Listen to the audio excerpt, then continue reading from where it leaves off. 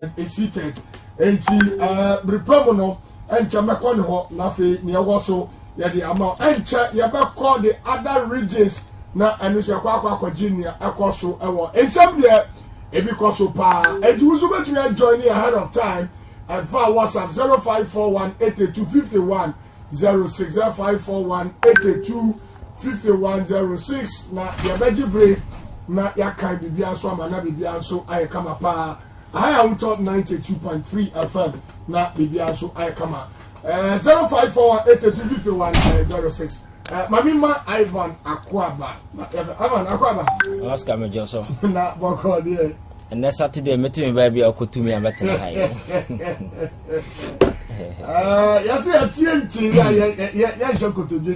oh, yeah, Nina soon here. Right. It's a way of deepening our your friends in democracy. I think say rather make catch us internal party democracy, and also can consolidate the national your friends level of your democracy na yeah and however it is be no say papa or any papa no I think say we need to make sure say in share and near my da ho dey say ya faso my who say be at least yanson we are trying the faso so I think say no nti na ya wa ha na trying to let the people know what exactly is going on and going forward kwanya neema bi say betimi a shaping kwanya ya faso a ye hu politics because see it me widen Ghanaians your perspective on politics na sabi you some level of understanding be na ye some personal emotions ne some neema bi a often ye di wura politics me it me ye free ma maybe e betime see on the right track na the ye peno ye nya ne because we are calling for development you calling for say neema be say Alaska say ye nya the basis and the fundamentals right we will continue to scream and scream and scream no change will come. No change will come. Right. 11 already out on 92. But quick one. You call Asin Central. No. When the Yakwati was Oparianza at the Kennedy Japan in Crawford said, Bamba be into all corners of Okoye and not member Dimachi, who won the Akana Fay to a band of Yakojina Bemo Candy Power, what Uti and also a quick one. Yeah, I think say Oparianza can't have some no. Era indeed. Wasn't follow alcohol, I think it's quite unfortunate because you say oba oni bema and your bona obona to me and anti but oba obema no your monu nyachia because to make such a pronouncement on events TV. That's right. Because bema ni krom there definitely no qua a provocative language. The youth will definitely try to tell you say sabi a mema okromo and looking at his pedigree, somebody who has been in parliament for quite a long time with his experiences within this political terrain, said the massacre and the politics and said the city I think it's quite unfortunate so we make it sad particular statement now what was alcohol at this particular point in time. I think your friend is anya kukudro enya kokodro we sabi ya kan ho ase meje enyanyansa asem se panyini be ya saade no I was expecting say kan o kan na be pemo ha because in as much as Saramanfo see who say somebody is leading and as for emotions are high and attentions wo especially knowing there was at that particular place I Canada Japan the backyard.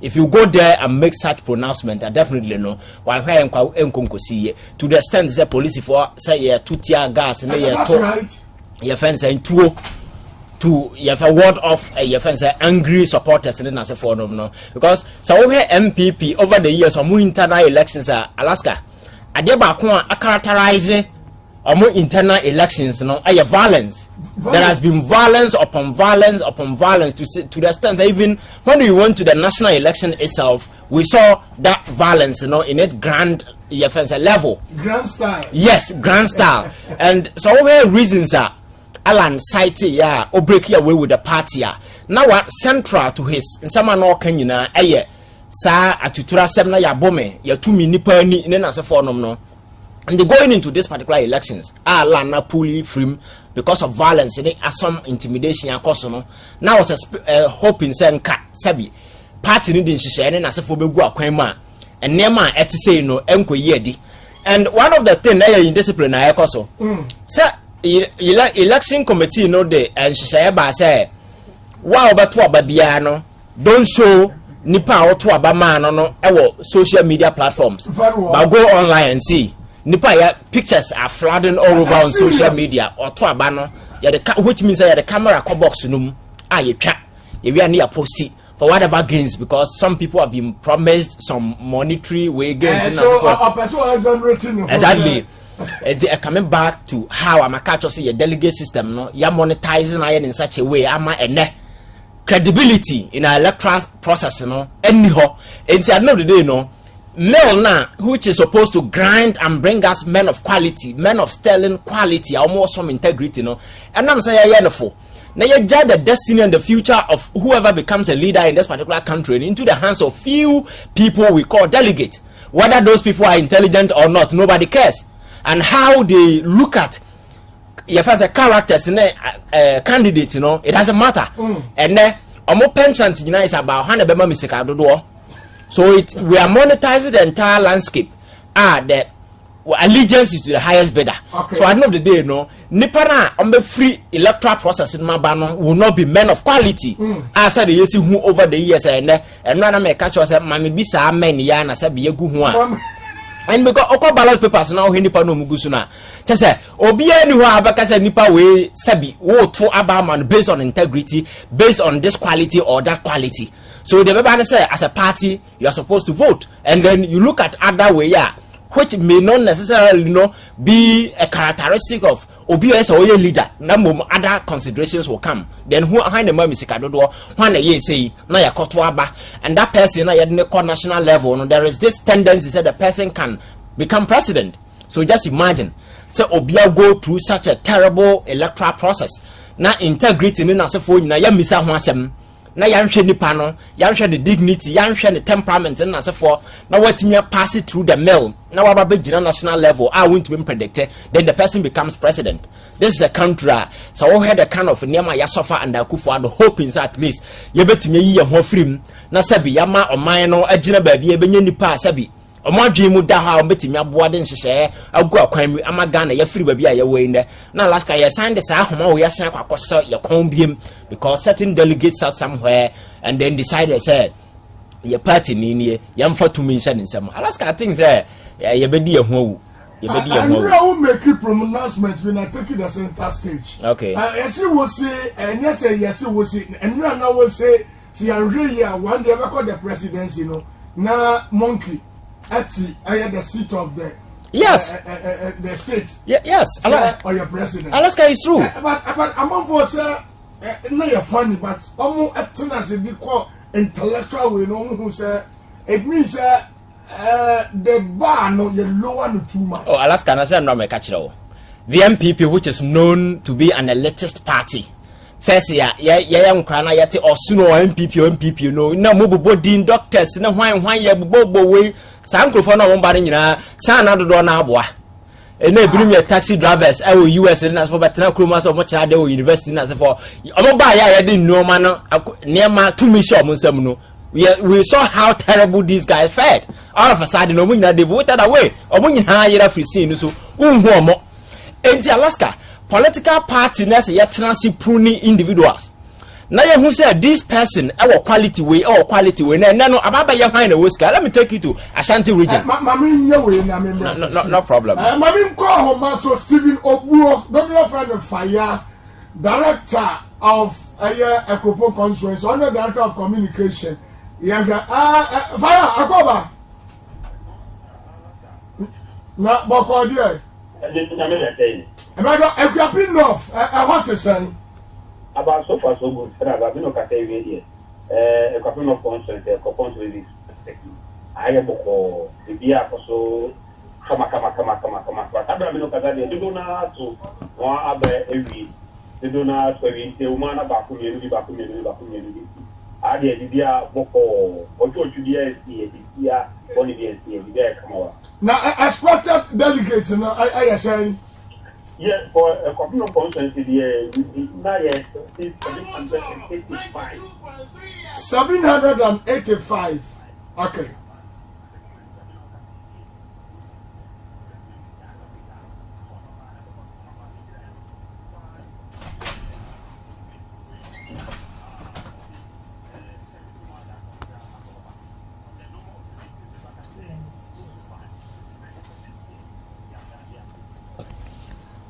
Right, and about the security wise, how to say?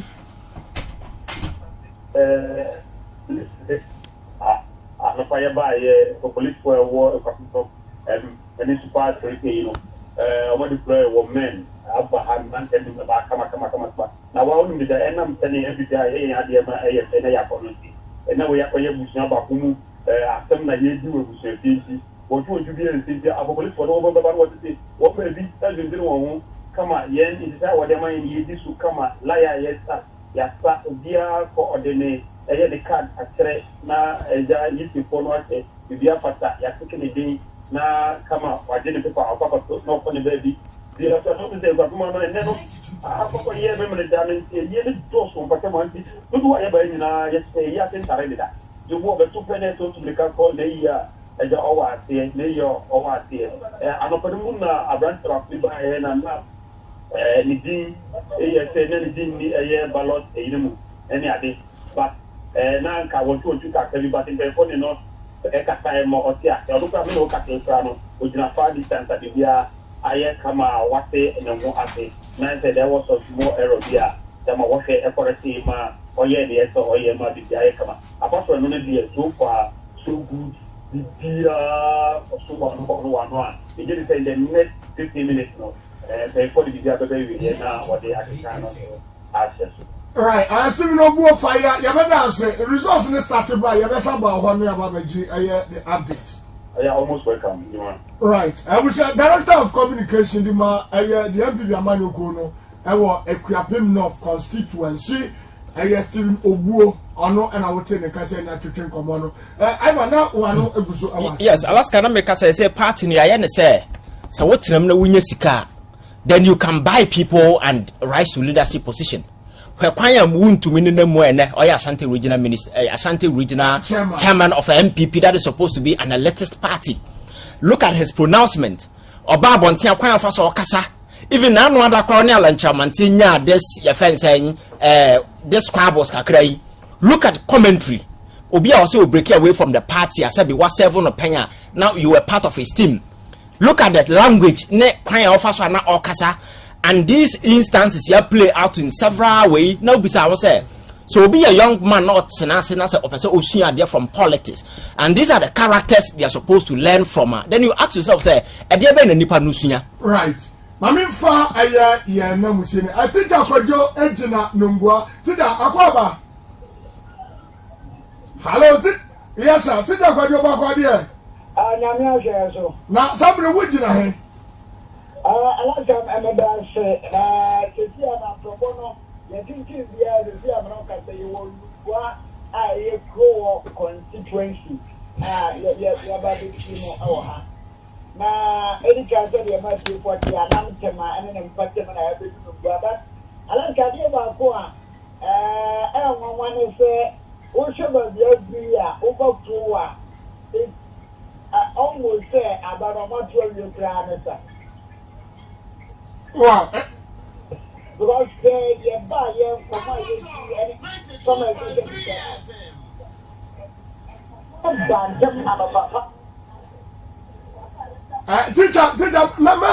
what position we as a casa to Jersey? And somewhere with them, teacher, and go. It is American or Osha, the church of Naya, and it's we got then it's not a bantam. If you have almost 2 hours prepared for school anymore, the mobile electoral commission every year, amount for the chief of what if you are watching, make me have an income, make us say, there was some more to about everyone in the name of a new patriotic president, making us say almost 95 to 96% actual mother. Now, expected delegates, how much to about our that particular constituency, you know, how many say?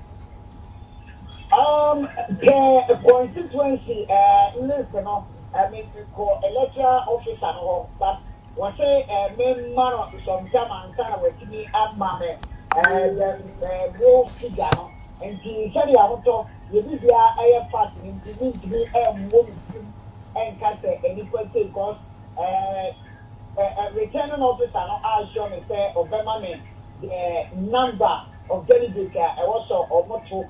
And so far, but Just Kazan America almost 95 to 96% there, Omaba to Omaba. I think I am proud to this. You who said various camps, so no agitation in the Akika party. This was sure, sir. When it comes to security and the periperia, and they put all modalities in place. So far, who do you know security at a sign? Alakama, Yemo Ghana Police Service for Abaso. Ghana Police Service for Ayaduma Papa and Opa Ayubaha.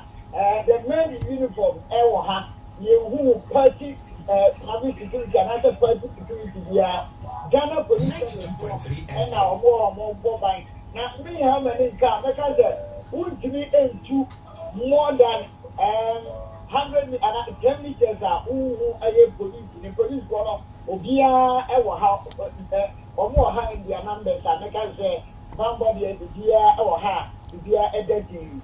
Right, teacher, you have some about almost just some kind of resources that is about. You have a G a year and Jim of you. No matter, Alaska. Right, I wish I am seeing teacher Kojo and a Wooten in Gaza or what pro and they call the various constituencies with regards to police stations. Yeah, Alaska. So, like, wouldn't me as I'm making into Hessel was your conducting a man in your one how he think he has become popular. Kumasi and they a man in your one say in the next 4 or 5 years. Oh, but it's almost so a president, Eddie. Oh, it's possible because you see. That is how I reduce politics within political parties into sad tangents in a Canada Japan fast from the beginning or no one kasa amana 2 year wakakotom because he never thought say time will come for the president Eddie because I walk last no can kwasa assemble TV no be catch and say asema wo ye jayo no say na president I go chop okay say take no exactly na vice president I go chop so in the political life na all ye ni nyina no it never occurred to him say a time we be so ama sabi wa can say of a president and after to say ayefo and make Canada ku for adugu nani ma say was we hoyi and what na say who say that's a way na ye the president the anya me so metimi adibi but unfortunately was say no ho there is so much debt on him to the stand say Alaska he cannot wash himself in front of intelligent minds. I'm saying oh yes there are gullible people on social media on various platforms who he will be appealing to them because of Nsema or Kika. But Alaska, if you are very intelligent and you move beyond partisan politics, now how can the Japan now follow now? Alaska, you will never be convinced in any way so Obama say Oba be the president. And now we say what has actually even gone wrong? Say no uti asema opariansa ekana. Uti opariansa asema okana or call City FM. What has or say announce Canada Japan say can ofurata de neka na se wantua akaba na ode no ode neka because announce the tape no buy and they call him and gave him a contract on announce any okay on announce any na on na dia wie agu announce any masia finance minister ntua na ka na ontua na ka this allegation coming from when opariansa and Canada Japan ababa can say announce issue no by no for phone friend okay very well so this guy is a hired dog within the party you for dirty jobs mommy that is a fact and this is a guy who wants to be president mommy near the way embraces actually Julius Ejira Buakwa South my only country uncle actually Akwaba na bako there Yamiti say Ebuakwa South keep it to be precise dear Dakoso oh about to yani kuzwa immediate no let them remember to say they are possible so far come for new factory oh in fact after be so maybe na the fund is 90% of na we na ba abacho the again mo say na me aduma tu aboya eya se free national buy say free and papa certification we have to get we but train one e very easy be to the certificate to anya na ku time nya actually expected delegates na yes show many so meto about Ebwakwa South, how many say? 591. 591. Yes. And that distance now, Nipa him to be at Tuaba. Oh, this year, and I mean, about 95% of the I want to mean out to Abba. As I said, McBain, a book, you know, I was very told, and then another 526 on that to me after. Right. I will come and call anymore, sir. After security situation to say. Oh, my what time they had it. Been there before.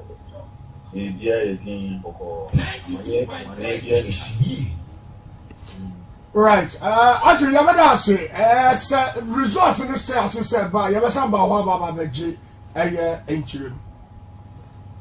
right. A minute into 2 p.m. still live on the radio out on 92.3. And you move for messages and Ambra not the Biasia Kawasamri, 2 aboy and chair, necessary counting Abashasia, Nafia Diniakano, and Ivan.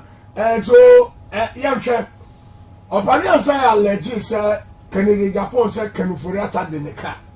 And the car didn't say, and that's when you buy no contract. And on the night, Ghana for baby says a contract to me. Yes, that is how dangerous that character is.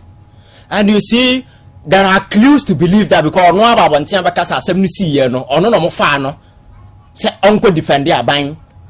And they've been using him. I think the videos are all over. That's right. So if somebody who can be used in this particular manner, you want the destiny of this particular country to be placed in your hands? Alaska, these are questions that people, because my catcher said, the MPP presidential elections, no, your friends, the presidential elections from our corner. This is the first time a more candidate are so inferior to the sense. I think it's an insult to everybody. Because you see, if you look at the level of Kufuor reduce governance, now the kind of hopelessness now man for lose hope even in our politics. And then it's not just about the MPP. A man for see a political landscape. People don't have trust, including the NDC and the MPP, because of the ECOSO.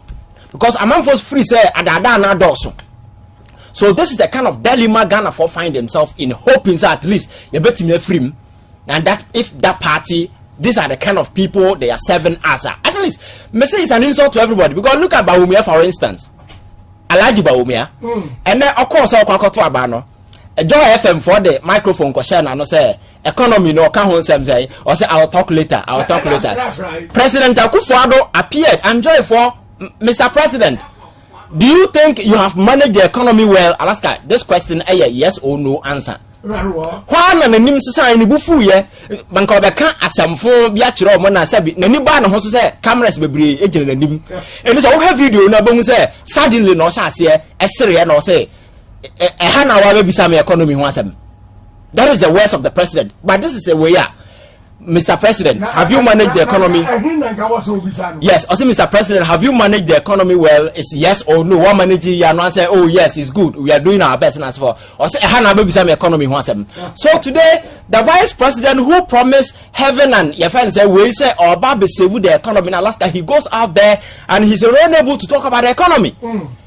This is a guy, or no man lectures upon lectures about the economy. When was the last time you heard Bawumia talking about the economy? Today he's telling us that digitization. As if Bawumia na the internet about Ghana. Bawumia they are telling us about Bawumia na the internet about Ghana. Alaska, Ghana yeti digitization has been a process. Buying beer bar before yebi now yebi. And the approach has been that of an incremental approach. So you cannot take everything say when I buy and I want to digitization bang. Even those who built those digital infrastructures are not even taking credit for it. Because for a digital takeoff, you require a digital infrastructure. Ask yourself, say, Bawumia, digital infrastructure banner under him. What's that up? I don't know. You leverage to provide this digitization and as a phone. Absolutely nothing. Mobile interoperability platforms and as a these are existing platforms that have been in play in other countries. Bringing them here and your creation. Resource will be you are just your friends are buying into those things. They are platforms that have been built already. To roll on. Exactly, you are just rolling on. And you cannot pin your entire political few entire political way ni nyina say achievement say me Dr. Bawumia there I am known for digitization ben ana the computer ba kroma first day you floppy disk na those way no first day you computer na ne to way no we access some first no be ka say nyina ya ko internet cafe say ko browser and na ho ko internet cafe but can any government take credit say or ko internet cafe?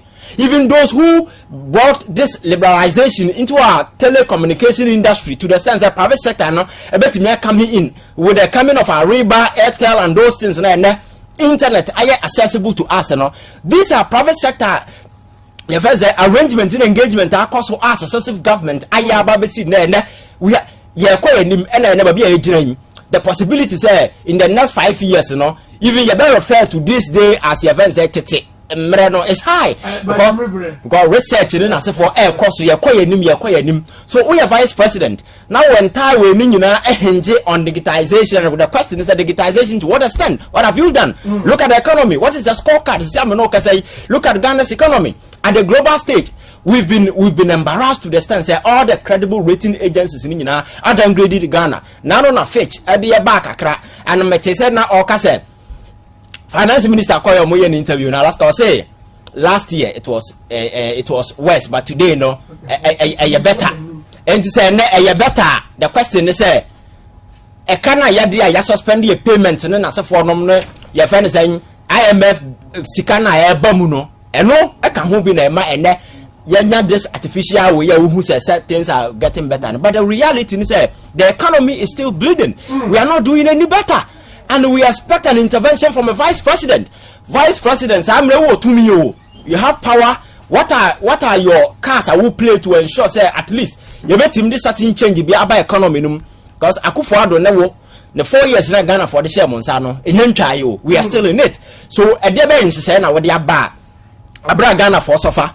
You declare your friends and bankruptcy at the international level, at the local level where and you must have na say for yen maybe na say be a can many sika yade nema yade sika hihye sabu tincha tumi say nyansa de no. What is the solution of Dr. Bawumia Ede Brian? He promised Ghanaians say Bosnia friend Bosnia de or no ya you Bank of Ghana onim ba bia sika wo ne president be ka chance ya sika so ya comedy enne sika no dem say ya dam but ya fasting say ya da sika no mo but ya fasting but ya fasting we nya hwe kwa na why Alaska. So if these are the people omo kan say we nyina na economy no nia maka cho say Bawumia ye nipa sabi ade ya fa ni shame o obi a enka wontim ko gina platforms kwa kan che Ghana for some to abama no. But you see that is the standard we've created here. The standard ne say obi a maka cho say ma bi sa wem na yegum so obi a emfili ashamed because they free omo free say that is the standard we've created and that is the best that we can get. But I'm insisting say political parties here as people, citizens, watchers are yet in China.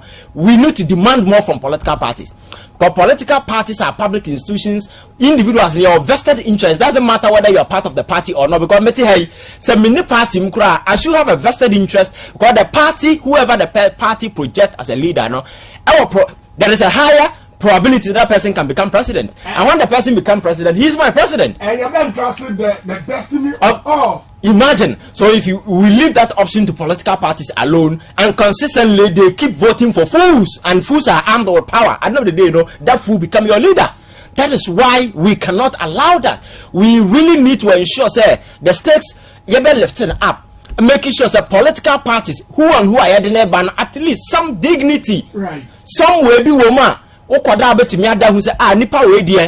leadership is very, very critical because so if you go back to the United States of America 2001 September attack in the after that the first address of George Bush making our Congress so has a video now then you understand leadership. But